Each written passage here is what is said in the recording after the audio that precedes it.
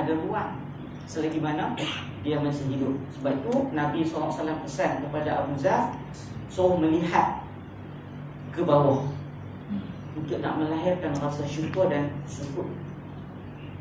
Yang ketiga, baginda menyuruhku untuk menyambung silaturahim meskipun mereka bersikap kasar kepadaku. Nabi pesan kepada Abu Zar supaya sambung silaturahim. Sebab tu Nabi Rasulullah SAW dia bercakap, bukan sekadar bercakap saja, tetapi Rasulullah amalkan. Kita tengok bagaimana peristiwa yang berlaku pada Nabi di Taif. Nabi pergi untuk menjalankan dakwah, berhijrah, nak melakukan hijrah. Bila mana Nabi tak diterima di Mekah, seruan dakwah tak diterima, masyarakat Arab tak mau nak terima Nabi, maka Rasulullah ambil keputusan untuk berhijrah ke Taif. Taif kawasan kampung halaman Nabi juga, kampung sebelah Mak dia. Tapi bila sampai di Taif, Nabi SAW tak diterima. Tak diterima. Nabi dihina, malah paling teruk. Kita baca dalam kebanyakan riwayat, sampai boleh perah baju dengan darah akibat daripada dilempar dengan batu. Orang Taif lempar dengan batu. Masya Allah. Itu Nabi dalam nak menyampaikan dakwah. Dalam pada tu, bila sahabat yang bersama Nabi minta untuk nak lawan balik, malah bukit-bukit di sekitar Taif pun itu mukjizat Rasulullah. Minta supaya nak balas dendam kepada puak-puak Taif ni, Nabi SAW larang. Dan Nabi terus berdoa dengan doa supaya zuriat orang-orang Taif ini akan beriman kepada Nabi. Sampai ke hari ini kita tengok orang-orang yang duduk di Taif semuanya Islam. Taif bumi yang hebatlah, subhanallah. Dia sejuk cuaca dia, dan banyak tumbuh-tumbuhan, buah-buahan dan sebagainya terhasil di situ. Dan Nabi berdoa supaya sekalipun mereka awal mereka ni tak mahu terima Nabi, tetapi Rasulullah berdoa supaya zuriat mereka tetap beriman kepada Nabi. Akhirnya doa Rasulullah diterima, dan hari ini masyarakat Taif beriman kepada Allah Subhanahu Wa Taala. Maknanya Nabi nak elak daripada memutuskan silaturahim, elak daripada bersikap kasar. Baginda menyuruhku, yang keempat, baginda menyuruhku untuk tidak meminta sesuatu pun kepada manusia. Yang ini nak lahirkan sifat zuhud dengan Allah, minta direct dengan Allah Subhanahu Wa Taala. Nak minta apa pun minta dengan Allah. Manusia ni asbab sahaja. Yang keempat, Nabi kata nak minta dengan Allah. Kalau nak bagi, ya Allah Ta'ala nak jadikan asbab manusia, atas tangan manusia nak tolong bagi, itu asbab. Itu asbab. Tapi hakikatnya Allah yang menggerakkan untuk siapa-siapa bagi atas apa yang kita minta. Jadi Nabi SAW pesan dekat Abu Zar, menyuruhku untuk meminta sesuatu, untuk tidak meminta sesuatu pun kepada manusia. Maknanya nak lahirkan sifat zuhud ini, membesarkan Allah Ta'ala. Mintalah apa pun, minta terus dengan Allah. Yang kelima, baginda menyuruhku untuk bercakap benar walaupun ia pahit. Qulil haq walau kana murran. Bercakap benar sekalipun benda tu pahit bagi kita. Yang keenam, baginda menyuruhku untuk tidak takut dengan celaan orang yang mencela dalam berdakwah kepada Allah Subhanahu Wa Taala. Sama dengan macam cerita yang saya sebut tadi, yang di Taif itu, malah banyak lagi, banyak perkara lagi. Sewaktu Nabi nak berhijrah daripada Mekah ke Madinah pun, dia tengok bagaimana penghinaan dan celaan yang Nabi terima, tetapi Rasulullah tetap sabar dan bertawakal kepada Allah. sabar dan bertawakal. Yang keenam, Nabi menyuruhku untuk tidak takut dengan celaan orang yang mencela dalam berdakwah kepada Allah. Dan yang ketujuh, tujuh benda yang Rasulullah pesan, baginda menyuruhku untuk memperbanyakkan membaca la haula wala quwwata illa billah. Tiada daya untuk tidak melakukan maksiat melainkan dengan perlindungan Allah, perlindungan daripada Allah, dan tidak ada kekuatan untuk melakukan ketaatan melainkan dengan keizinan Allah. Kerana dia adalah daripada perbendaharaan yang ada di bawah arasy Allah Subhanahu wa taala. Maknanya perbanyakkan la haula wala quwwata illa billahil aliyil azim. Sebab itu tuan-tuan, di dalam kita menjawab seruan azan bila jawab, bila azan, bila muazzin launkan azan, kita kena jawab Allahu akbar, Allahu akbar, kita jawab Allahu akbar, Allahu akbar. Kemudian asyhadu an la ilaha illallah, kita jawab asyhadu an la ilaha illallah. Asyhadu anna Muhammadur Rasulullah, kita jawab asyhadu anna Muhammadur Rasulullah. Tapi bila muazzin sebut hayya 'alas shalah, kita jawab la haula wala quwwata illa billah. Bila seruan muazzin kata marilah melakukan sembahyang, marilah menunaikan solat, marilah solat, hayya 'alas shalah. Kenapa kita tak jawab? Kita tak ikut hayya 'alas shalah, tetapi kita jawab la haula wala quwwata illa billahil aliyil azim. Kita berserah kepada Allah.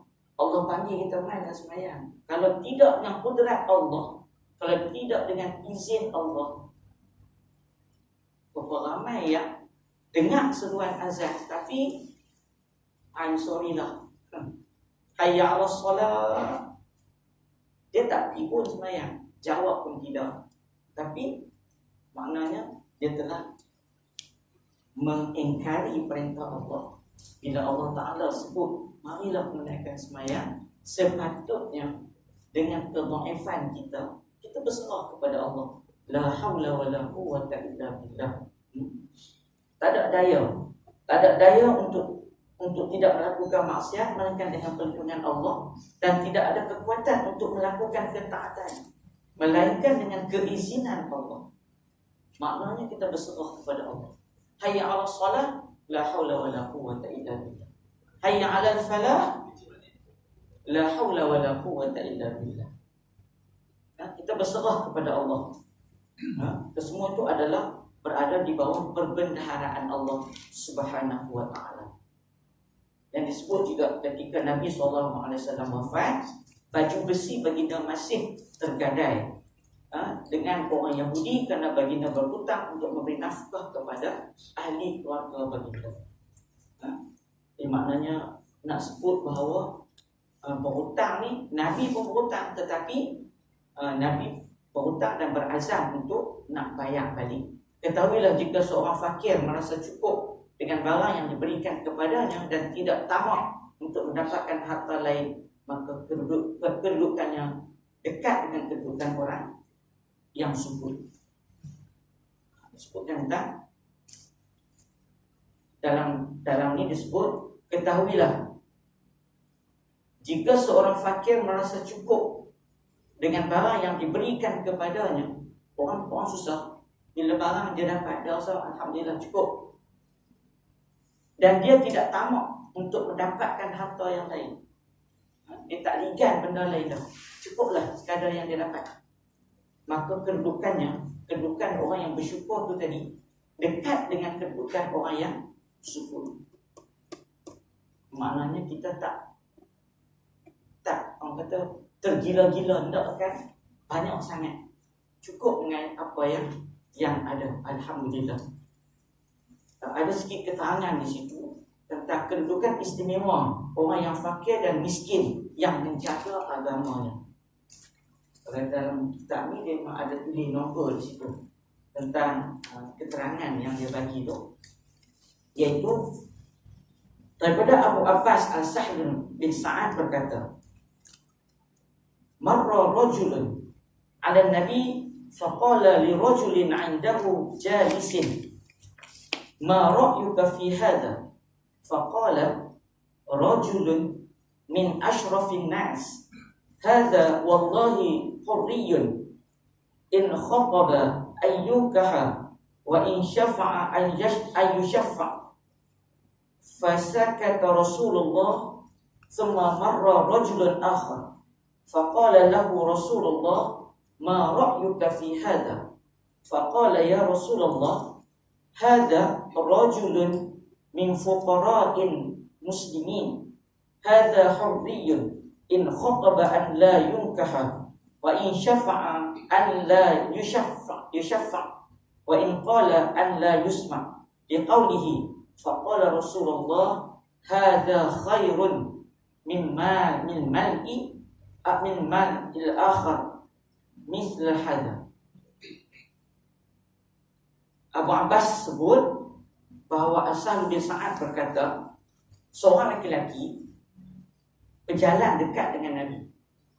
Lalu baginda bertanya kepada sahabat yang duduk dekat dengan baginda. Seorang lelaki lalu dekat dengan Nabi, dan Nabi tanya dengan sahabat yang duduk dekat dengan dia, apakah pendapat kamu tentang lelaki yang baru berjalan tadi? Nabi duduk dengan sahabat dia, ada lelaki lalu, dan Nabi tanya, tengok dia macam mana? Apa pandangan kamu tentang sahabat yang lalu, lelaki yang lalu ni? Kemudian jawab sahabat tu, sahabat Nabi jawab, dia adalah daripada keturunan yang mulia. Orang ini demi Allah seorang yang sangat layak dengan keadaan begitu. Jika dia meminang, dia akan dikahwini. Maksudnya dia akan diterima. Lelaki yang lalu tadi mungkinlah nampak hebat dia tak? Lalu dalam keadaan yang hebat, maka dia kata orang ni kalau masuk minang, orang dia akan terima. Siapa pun akan terima. Jika dia meminta sesuatu, dia akan dapat. Maknanya nak tunjuk kata hebat lagi yang lalu tadi. Rasulullah diam. Rasulullah SAW diam, tak jawab. Kemudian Kemudian ada seorang lelaki lain pula yang melalui jalan dekat dengan Nabi dan sahabat yang tadi ni. Lalu Rasulullah bertanya lagi kepada sahabat tadi, apa pendapat kamu tentang lelaki yang baru lalu ni pula? Lelaki yang kedua ni. Kemudian lalu sahabat tu menjawab, wahai Rasulullah, lelaki ni seorang yang sangat layak dengan keadaannya begitu.